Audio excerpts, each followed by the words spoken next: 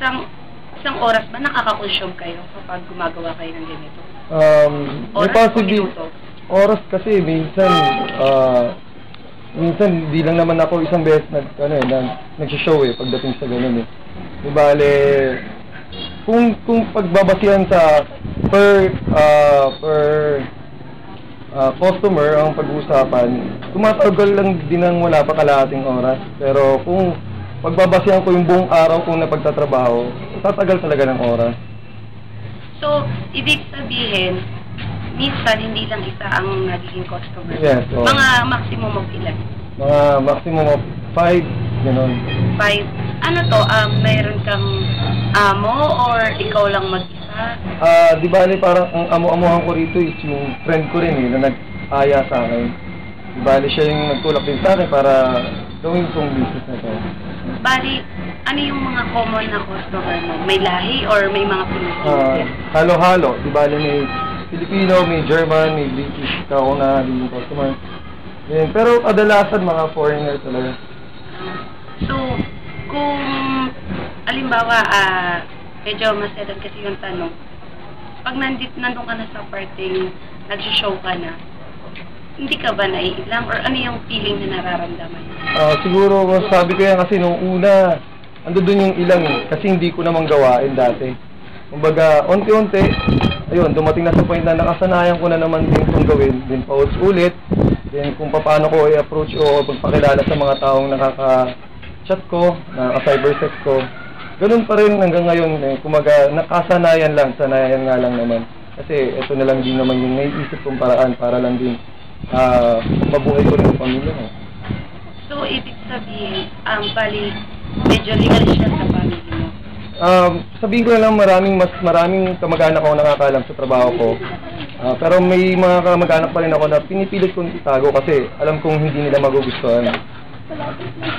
Bali, yung panghuling tanong ko ay, sa tingin mo, kailan ka kaya mahihinto sa trabaho din?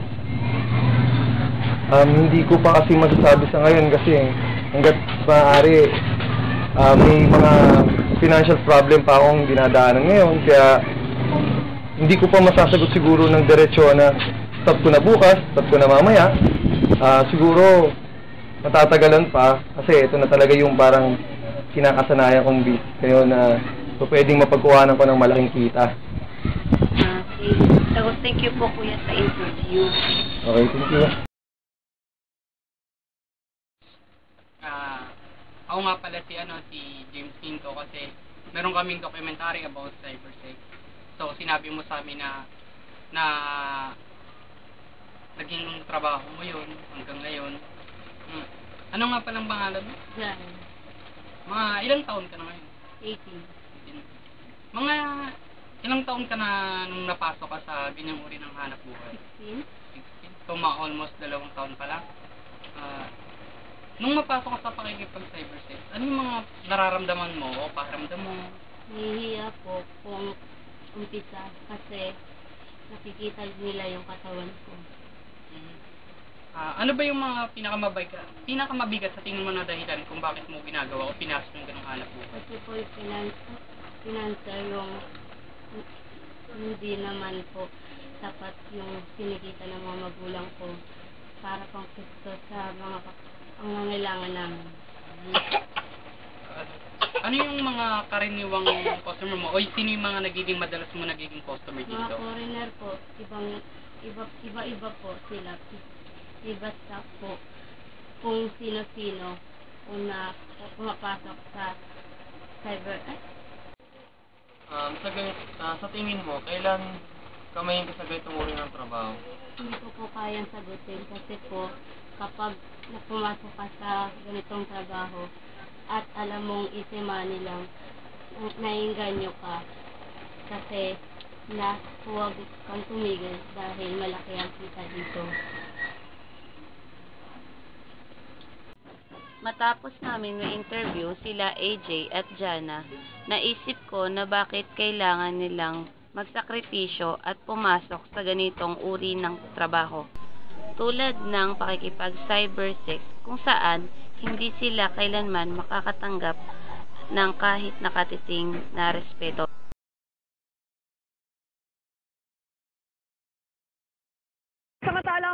parusahan ang paninirang puri sa internet sa ilalim ng Cybercrime Prevention Act of 2012.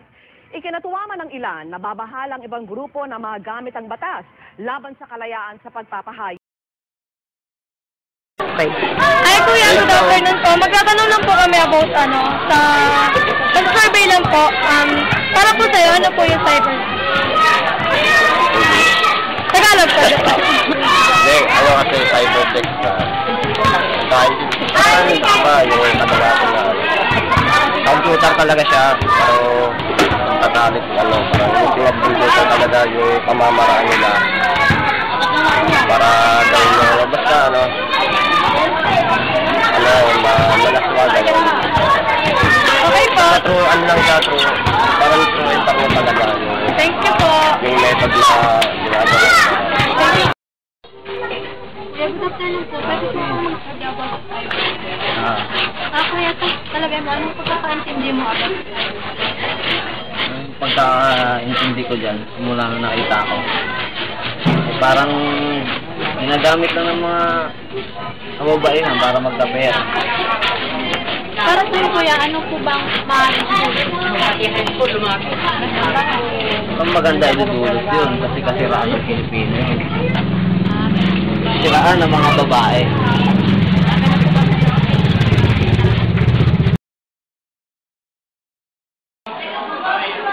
Ako nga pala si James, meron lang ako konting survey dito sa school natin, PUP. Ito nga pala si anong name mo? Val. Si Val. Val, may question lang ako. Tungkol lang sa regarding ng cyber sex issue, anong masasabi mo yung pagkakaintindi mo? Cyber sex. Bastusin. Gaya ano pa? Bastusin at ang sex ginagawa lang yun ng mga kinakasal. Mga kinakasal lang, alam niyo yun. Ang ginagawa lang ng cyber sex doon sa mga may basbas ng pare. Okay, yun nga po. Meron naman po kasi yung pinasa ngayon na bagong batas, which is RA 10575. Ano yung batas na yan? Cybercrime Prevention Law. Ibig sabihin dito, bawal yung meron ng kaparusahan ngayon yung, for example, sa pag-Facebook, pag-post natin ng mga negative comments, unlike ganun, ano yung comment mo dito? Negative way ka ba dito? Kung may batas na, paano na ako? Paano ko nang gagawa? Yun. Maganda na may batas at least, mapapagsahan na yung mga gumagawa. At saka, mapapabenta natin yung mga ganun pa kayo. Okay, thank you. Ayun. Action. Magandang gabi ako.